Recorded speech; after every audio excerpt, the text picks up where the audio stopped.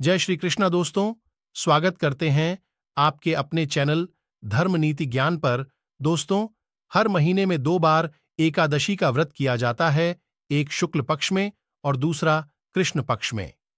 इस दिन भगवान श्री हरि और मां लक्ष्मी की पूजा का विशेष महत्व माना गया है। धार्मिक मान्यता के अनुसार एकदशी व्रत करने से साधक को मनोवांछित फल की प्राप्ति होगी। एकादशी तिथि जगत के पालनहार भगवान विष्णु को समर्पित है। हर माह के कृष्ण और शुक्ल पक्ष की एकादशी तिथि को व्रत किया जाता है। साथ ही श्री हरि और मां लक्ष्मी की पूजा की जाती है। धार्मिक मान्यता है कि इस व्रत के पुण्य प्रताप से साधक को मनोवांछित फल की प्राप्ति होती है और प्रभु का आशीर्वाद मिलता है।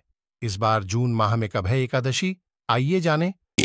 तो आज की वीडियो में हम जानेंगे कि निर्जला एकादशी इतनी महत्वपूर्ण क्यों है, इसका महत्व, निर्जला एकादशी कब है, व्रत कब रखें, व्रत का पारण कब करें, एकादशी और द्वादशी तिथि कब से कब तक है, पूजा का शुभ समय क्या है, राहुकाल का समय क्या है, व्रत का पारण किस दिन करेंगे और किस चीज से करें, हरिवासर कब से कब तक है, और साथ ही आज हम बहुत महत्वपूर्ण बात इस वीडियो में जानेंगे कि क्या निर्जला एकादशी के दिन हम जल पी सकते हैं, और अगर पी सकते हैं तो किस विधि से। सारी बातें आज की इस वीडियो में जानेंगे, तो आप अंत तक वीडियो में बने रहिए। भक्त गणों, साल का सबसे कठिन व्रत देव व्रत निर्जला एकादशी आने को है। बहुत ही विष्णु प्रिय तिथि है और इस दिन जब तप पूजा जो भी करता है मनुष्य, इससे विष्णु भगवान का सानिध्य उसे जरूर प्राप्त होता है।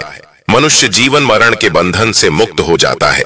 इस व्रत को देव व्रत भी कहा जाता है क्योंकि सभी देवता हो, दानव हो, नाग हो, गंधर्व हो, किन्नर हो, नवग्रह हो, सभी अपनी रक्षा और विष्णु भगवान की कृपा पाने के लिए इस एकादशी का व्रत करते हैं। जेठ माह के शुक्ल पक्ष की निर्जला एकादशी को कठोर नियमों के कारण ही सभी एकादशी में सबसे कठिन माना जाता है और विष्णु भगवान का भजन, कीर्तन, उपवास किया जाता है। इस दिन सिर्फ भोजन ही नहीं, पानी का भी त्याग करने का विधान आता है। पूरे दिन निर्जल रहकर के व्रत का पालन होता है। पहले दिन सूर्य उदय से लेकर अगले दिन सूर्य उदय तक बिना पारण के जल का सेवन नहीं किया जाता और कहा जाता है जो भी मनुष्य निर्जल रहकर इस उपवास को करता है उसे साल के सभी 24 एकादशी व्रत के समान संपूर्ण फल की प्राप्ति मिलती है। उसके पापों का शमन होता है। महर्षि वेद व्यास जी के अनुसार इस एकादशी को प्रथम पांडव पुत्र भीम ने किया था और इसी वजह से इसे भीमसेनी एकादशी भी कहते हैं। और महर्षि वेद व्यास जी ने ही पांडवों को निर्जला एकादशी व्रत का संकल्प करवाया था। इस एकादशी को भीम एकादशी व पांडव एकादशी कहीं जाने के पीछे एक पौराणिक छोटा सा वृतांत आपको बताता हूँ। जब व्यास जी ने भीमसेन से कहा कि यदि आप नरक को दूषित समझते हैं और स्वर्ग लोक की प्राप्ति को आप जरूरी समझते हैं तो दोनों पक्षों की एकादशियों के दिन भोजन नहीं करना चाहिए। तभी भीमसेन बोले कि मैं एक बार भी भोजन किए बिना मैं नहीं रह सकता, फिर उपवास कैसे करूं? मैं पूरे वर्ष भर में केवल एक ही उपवास कर सकता हूं जिससे स्वर्ग की प्राप्ति हो तथा जिसको करने से मैं कल्याण का भागी बन सकूं। ऐसा कोई एक व्रत निश्चय करके बताइए, मैं उसका यथोचित रूप से पालन करूंगा। तब महर्षि वेद व्यास बोले, महाबली भीम, तुम पूरे वर्ष में आने वाली एकादशी व्रत ना रखकर सिर्फ जेठ माह के शुक्ल पक्ष की एकादशी को निर्जला व्रत रखो। तुम्हें सभी एकादशी का फल मिलेगा और इस एक दिन निर्जल व्रत करने से मनुष्य पापों से मुक्त होता है। मृत्यु के समय भयानक यमदूत दिखाई नहीं देते, बल्कि भगवान श्री हरि के दूत स्वर्ग से आकर उन्हें पुष्कर विमान पर बैठाकर स्वर्ग लेकर जाते हैं। भीमसेन ने इस व्रत को रखने को तैयार हुए और व्रत को रखा।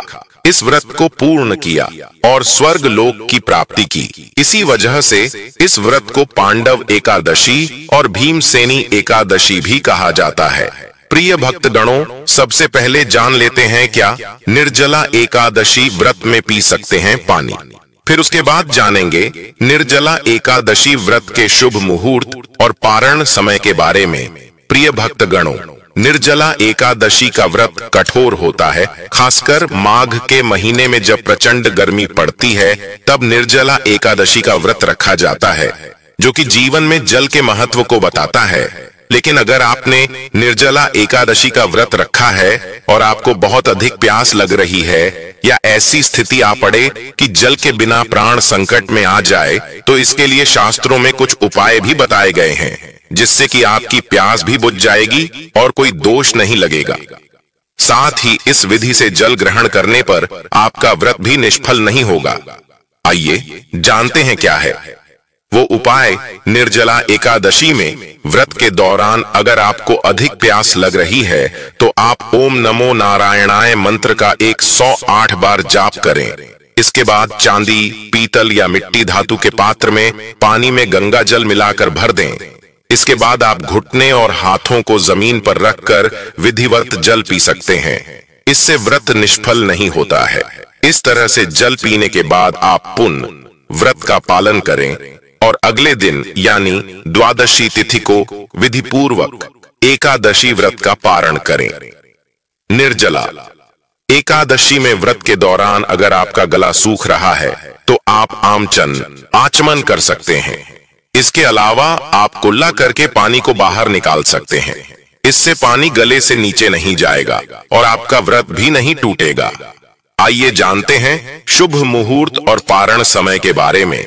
लेकिन अभी तक आपने वीडियो को लाइक नहीं किया है, तो वीडियो को लाइक करके हिंदू रिलीजियस टेल्स चैनल को सब्सक्राइब अवश्य करें।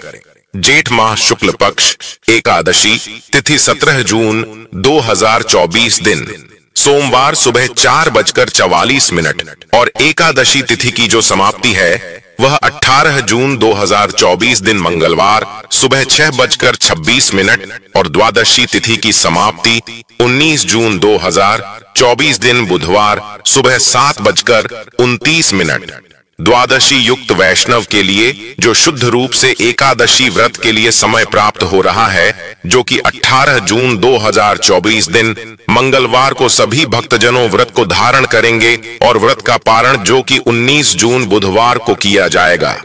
पारण का जो समय होगा 19 जून को, वह समय सुबह 5:28 से सुबह 7:28 तक होगा। एकादशी व्रत का पारण हरिवासर समाप्त होने के बाद किया जाता है। हरिवासर का समय द्वादशी तिथि का पहला चौथाई हिस्सा हरिवासर का होता है। निर्जला एकादशी व्रत का पारण जो तिलेन पारण यानी कि तिल से व्रत का पारण है, यह संभव न हो तो आप जल से, तुलसी दल से या फल से व्रत का पारण करें। एकादशी तिथि का जो सूर्योदय का समय है वह समय सुबह 5:08 और सूर्यास्त का समय 6:50 ब्रह्म मुहूर्त का समय होगा। वह समय सुबह 4:03 से सुबह 4:43 तक होगा। योग जो शिव योग होगा रात्रि 9:39 तक, उसके बाद सिद्ध योग होगा। 18 जून को जो कि त्रिपुष्कर योग बन रहा है, जो कि दोपहर 3:56 से शुरू होकर के अगले दिन सुबह 5:24 तक होगा। नक्षत्र जो कि स्वाति नक्षत्र दोपहर 3:56 तक होगा। उसके बाद विशाखा नक्षत्र जो भी भक्तजन व्रत को धारण करने वाले हैं, उनको व्रत के दौरान शुद्ध और सात्विकता का पालन करना चाहिए। सात्विकता का पालन करना चाहिए। लहसुन प्याज मुक्त भोजन करना है और रात में भी आपको ओम नमो भगवते वासुदेवाय का जप करते हुए ब्रह्मचर्य का पालन करते हुए सोना चाहिए। हो सके तो भूमि पर शयन करें और अगले दिन सुबह ब्रह्म मुहूर्त में उठकर सबसे पहले श्री हरि का स्मरण कीजिए। मन ही मन संकल्प कीजिए। सुबह जल्दी उठकर के नित्य कर्मों से निवृत्त होकर घर के मुख्य द्वार की सफाई करें और हल्दी के जल का छिड़काव करें। इच्छा हो तो द्वार पर तोरण, रंगोली आदि लगाए दान करें। पवित्र नदियों में, सरोवर में स्नान कर सकते न जाए तो घर पर ही गंगा जल, हल्दी के जल से स्नान करना चाहिए और स्नान करके सुंदर शुद्ध पीले वस्त्र या हल्के रंग के वस्त्र, दिन पहने नीले काले वस्त्र धारण न करें।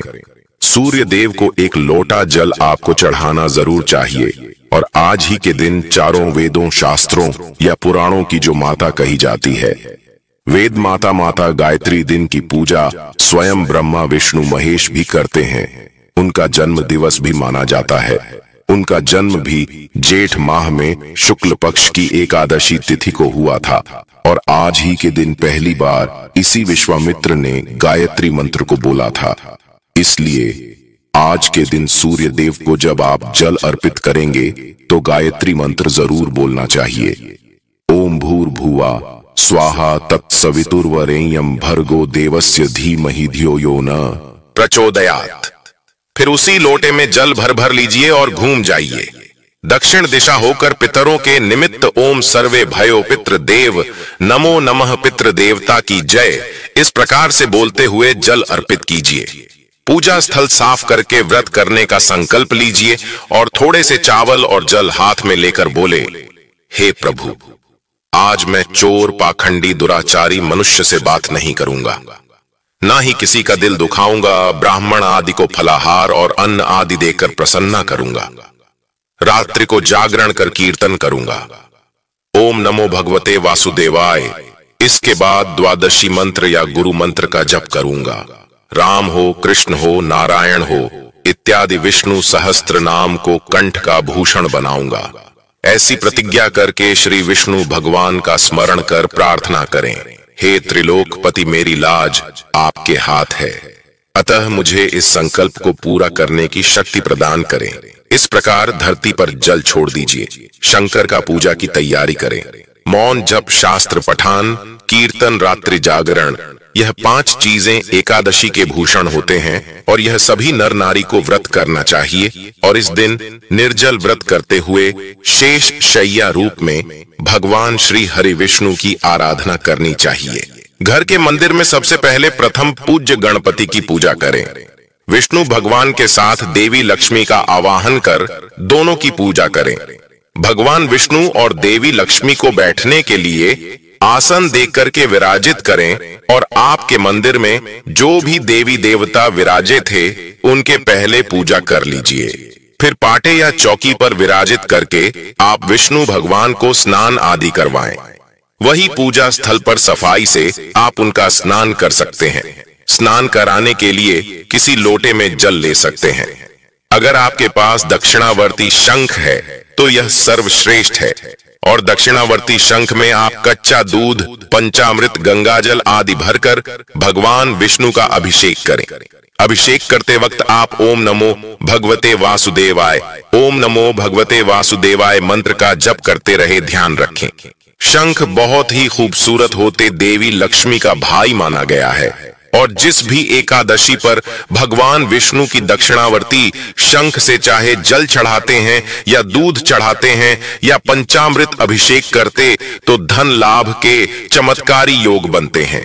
बाद में जो स्नान का जल होता है इसको लेकर के आपको पूरे घर में छिड़काव करना चाहिए। यह खुद में अद्भुत होता है। घर से सभी प्रकार के ग्रह दोषों, वास्तु दोषों, नजर दोषों, सभी दोषों का शमन करता है। घर से दरिद्रता को दूर करके धन सुख संपत्ति के उपयोग को बढ़ाता है और बुरा से बुरा दुर्भाग्य हो वह भी सौभाग्य में बदल जाता है। दोस्तों, मैं खुद का आजमाया हुआ उपाय बता रहा हूँ। पूर्ण विश्वास करके देखें कैसे आपके जीवन से दुर्भाग्य आपसे कोसों दूर भागेगा।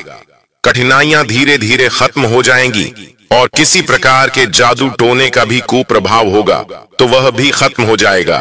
इस प्रकार से आप अभिषेक करिए। फिर शुद्ध जल से स्नान करवाकर पीतांबर धारण करवाएं।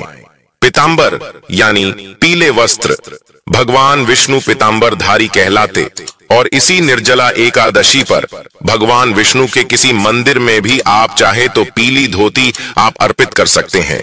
इससे भी भगवान प्रसन्न होते हैं। इसके बाद भगवान को आप आभूषण, यज्ञोपवीत, जनेऊ आदि पहनाइए, पीले पुष्प की माला पहनाइए, पीले फूल अर्पित करें। 3 फूल आपको गुलाब के हो, सूरजमुखी के हो, गेंदा के हो, पीले वाले, यह आपको अर्पित करने चाहिए। तुलसी अर्पित कर या तुलसी की माला बना करके भी अर्पित कर सकते हैं और चाहे तो आप कमल गट्टे की माला हुआ या फिर गूंजा की माला हुआ यह भी अर्पित कर सकते हैं। फ्रेश तुलसी की माला बना सके तो अच्छी बात नहीं तो अभिमंत्रित करके तुलसी की माला को रखनी चाहिए। माला अर्पित करने के बाद सुगंधित इत्र अर्पित करें। चंदन केसर का तिलक करें। तिलक के लिए हो सके तो अष्टगंध का प्रयोग करें। धूप और दीप जलाए घी का दीपक जलाया जाता है और दीपक में एक चुटकी केसरिया हल्दी जरूर डाल दें। भगवान को भोग लगाएं। पीली चीजों का भोग लगाएं। केले, आम, खरबूजे आप उनको अर्पित कर सकते हैं। जल से भरे मिट्टी का घड़ा, खरबूजा, आम, पंखी, यह चीजें ठाकुर जी को आज के दिन अर्पित की जाती है। और भगवान विष्णु को तुलसी दल विशेष प्रिय है, इसीलिए तुलसी दल जरूर प्रयोग करें। काले तिल भी आज के दिन भोग में चढ़ाए जाते हैं। एकादशी पर काले तिल विशेष प्रिय होते हैं। विष्णु भगवान को तो काले तिल से बना हुआ भोग वह भी हो सके तो अर्पित कीजिए और फिर वहीं बैठ करके विष्णु सहस्त्र नाम, गीता जी आदि का पाठ कीजिए। भगवान का ध्यान करते हुए ओम नमो भगवते वासुदेवाय नमः इस मंत्र का 108 बार जाप कीजिए। तुलसी की माला है तो उससे जप कीजिए, नहीं तो चने की दाल से आपको जप करनी चाहिए और फिर आपको कथा सुननी चाहिए और लास्ट में आरती करके क्षमा याचना करें। ये सब करने के बाद बायना जरूर निकालें। एक गिलास ले लीजिए या लोटा ले लीजिए या जल से का कलश ले लीजिए। उसको आपको कोई भी सुंदर से कपड़े से ढक देना और फिर उसको बांध दीजिए कलावा से और उस पर आप एक कटोरी ले लें। कटोरी में थोड़ी शक्कर ले लें, थोड़ा आम ले लें और पैसा ले लें, थोड़ा सा कलावा, या आप सुहाग पिटारी भी रख सकते हैं। उसमें मतलब सुहाग का सामान भी रख सकते हैं। ये सभी रख करके आप उसको हाथ से घुमा देना है और फिर सासू माँ को पांव छू करके दे देना चाहिए। इसे हम बायना कहते हैं। और सासू माँ वहां नहीं है तो माँ जैसी कोई स्त्री, जेठानी, आस पड़ोस की कोई बूढ़ी औरत हो, कोई गरीब हो, ब्राह्मण हो, इसको भी दे सकते हैं। ध्यान रखें, अगर आप गिलास सहित दान करना चाहते हैं तो नया गिलास आपको लेना चाहिए। पुराने गिलास, कटोरी आदि का प्रयोग ना करें, नए बर्तन का प्रयोग करें और चाहे तो मिट्टी का करवा लेकर के भी आप बायना निकाल सकते। जो भी गिलास या लोटा लेंगे उसमें जल जरूर भरे और उसके मुंह पर कपड़ा लपेटकर कलावा जरूर बांध स्वस्तिक चिन्ह बनाइए। इस बात का ध्यान रखें। इसके बाद बायना निकाले कि शाम को आपको तुलसी का पूजन भी जरूर करना चाहिए। तुलसी माँ के सामने गाय के शुद्ध देसी घी का दीपक प्रज्वलित और उसके बाद ओम नमो भगवते वासुदेवाय नमः इस मंत्र का जप करते हुए तुलसी की 11 परिक्रमा आपको करनी चाहिए। इससे आपको घर में सुख शांति बनी रहती है। ध्यान रखें, तुलसी पर जल नहीं चढ़ाना चाहिए, ना ही तोड़ना चाहिए। जरूरी हो तो गमले में गिरी हुई जो तुलसी है उसका प्रयोग करें, या फिर पहले तुलसी को या फिर पहले की जो तुलसी है तोड़ी हुई उसको आप दोबारा से जल से छींट कर आप काम में ले सकते हैं। दोस्तों, निर्जला एकादशी का दिन है। दिन पीपल के पेड़ की पूजा करना भी बहुत शुभ माना जाता। पीपल का वृक्ष आप लगा सकते हैं। इसमें विष्णु भगवान का वास माना जाता है और पीपल में मीठा दूध चढ़ाकर व्रत की कथा चाहे तो वहीं बैठ करके सुनिए और फिर पेड़ की 7, 11, 21 जितनी इच्छा हो उतनी परिक्रमा करनी चाहिए। तभी पूजा पूर्ण करने के बाद गरीबों को दान अवश्य करें। इसी से व्रत का विधान पूर्ण होता है। अब चाहे तो गरीबों में कपड़े, छाता, जूता, मटका, किसी भी धातु से बना जल का पात्र, हाथ का पंखा, बिजली का पंखा, शरबत की बोतलें, आम, खरबूजा, तरबूज, मौसमी फल, शरबत, पानी, चीनी, कोई भी चीज आप दान कर सकते हैं। राहगीरों के लिए किसी भी सार्वजनिक स्थान पर ठंडी और मीठे जल की छबीलें लगाएं, प्याऊ लगवाएं। लंगर आदि लगाना अति पुण्य फलदायक होता है। साधक के लिए जल का सेवन करना निषेध है, परंतु यह आपकी परीक्षा ही लेता है कि खुद जल नहीं पीना है परंतु लोगों को पिलाना है। और इसी तरह से आप मंदिरों में जल पात्र के मटके आदि भी दान कर सकते हैं। घर की छत पर भी पंख पक्षियों के लिए आप जल भर के रख सकते हैं। इस प्रकार से आपको दिन व्यतीत करना चाहिए। रात्रि में आपको सोना नहीं चाहिए। दिन में तो सोना ही नहीं है, रात में भी नहीं सोना चाहिए। भगवत नाम लेते हुए जागरण करें और जागरण करते समय रात्रि में जो भी मनुष्य दीपक जलाता है उसका पुण्य 100 कल्पों में भी नष्ट नहीं होता। जो जागरण काल में मंजरी सहित तुलसी दल से भक्ति पूर्वक श्री हरि का पूजन करते हैं, उन्हें संसार में पुनः जन्म नहीं लेना पड़ता और मोक्ष को प्राप्त करते हैं। 24 घंटे बिना अन्न और जल के संयमित रहकर दूसरे दिन द्वादशी तिथि को पारण करना चाहिए। स्नान करने के बाद तुलसी के पत्तों से भगवान श्री हरि का पूजन करें और पारण मुहूर्त के समय ही व्रत खोलना चाहिए। विष्णु भगवान को भोग आदि लगाएं। भोग में कुछ मीठा जरूर रखें और इसके बाद भगवान का प्रसाद आप गरीबों में बांटे। यथाशक्ति दान दक्षिणा देकर के आप लोगों को दे सकते हैं और फिर आपको स्वयं जल का सेवन करना चाहिए और भोजन का सेवन करना चाहिए। द्वादशी को सेवा पूजा की जगह पर बैठकर भुने हुए 7 चने के 14 टुकड़े करके अपने सिर के पीछे जरूर फेंकना चाहिए और बोलना चाहिए, मेरे 7 जन्मों के शारीरिक, बौद्धिक और मानसिक पाप नष्ट हो। इस भावना को करके 7 अंजलि जल पीना चाहिए और चने के 7 दाने खाकर व्रत को खोलना चाहिए। पारण करने के बाद दक्षिणावर्ती शंख जो आपने रखा था, पूजन में उसको तिजोरी में या पूजा के स्थल पर ही स्थापित कीजिए। इससे आपके परिवार में दिन दूनी रात चौगुनी उन्नति होती है। दरिद्रता का मुख नहीं देखना पड़ता और बेडरूम में इसको पूजन करके अभिमंत्रित करके, अगर आप उस दिन पूजा नहीं भी कर रहे हैं तो कहीं से भी अभिमंत्रित करके किसी ब्रह्मचारी पंडित जी द्वारा आप इसे प्राप्त करें और अपने बेडरूम में रखने पर पति पत्नी के संबंध अच्छे होते हैं। डिवोर्स की नौबत दूर हो जाती है, मन को शांति मिलती और घर में सकारात्मक ऊर्जा का वास होता है। ध्यान रखना चाहिए, यह तांत्रिक लक्ष्मी का चिन्ह है, तो जब भी घर में दक्षिणावर्ती शंख रखते हैं तो विधि विधान से रखना चाहिए और समय समय पर धूप दीप करना चाहिए। जैसे भगवान का पूजन करते हैं और ऐसे ही नहीं रखना चाहिए। बिना शुद्ध किए हुए ऐसे अपमान होता है। इस शंख जब भी आप विधि विधान पूर्वक घर में रखते हैं तो आपके जीवन की कई प्रकार की बाधाएं शांत होती हैं। शुद्धिकरण अवश्य करें। आप घर में भी आने के बाद इसको लाल कपड़े पर रखकर इसमें पीले चावल भर लीजिए और कुश के आसन पर बैठकर ओम श्री लक्ष्मी सहोदराय नमः इस मंत्र की एक दिन एक माला रोज 108 मंत्र की एक माला होती 5 दिन तक आपको लगातार करना है। आप चाहे तो 5 वाला एक ही दिन में कर सकते हैं और फिर स्थापित कर सकते हैं। कहते हैं जिस घर में दक्षिणावर्ती शंख होता है, भगवान विष्णु के सामने से रखा जाता या माता लक्ष्मी के सामने स्थापित करते हैं, उस घर में कभी भी दरिद्रता का मुख नहीं देखना पड़ता। बड़े से बड़ा कर्ज उतारने में सहायक होता है और अगर इस स्थान के स्थान पर लाल कपड़े में लपेट कर रख दिया जाए तो आर्थिक लाभ होता है, असीम धन की प्राप्ति होती है। इस शंख को अगर अन्न के भंडार गृह में रखते हैं तो कभी भी घर में अन्न की कमी नहीं होती है और यह दक्षिणावर्ती शंख हमारी हर मनोकामना को पूर्ण करता है। और जिस स्थान पर पीने का पानी रखते हैं, जिन लोगों को भी पितृदोष लगा हुआ है, तो जहां पर घर में जल का स्थान है वहां पर अब दक्षिणावर्ती शंख में जल भरकर रखें, इससे पितृदोष कम होता है। गंगा जल भर के रखिए, पीले चावल भर के रखिए। नकारात्मक ऊर्जा आपके घर से समाप्त होती है और घर में सकारात्मक ऊर्जा का संचार होता है।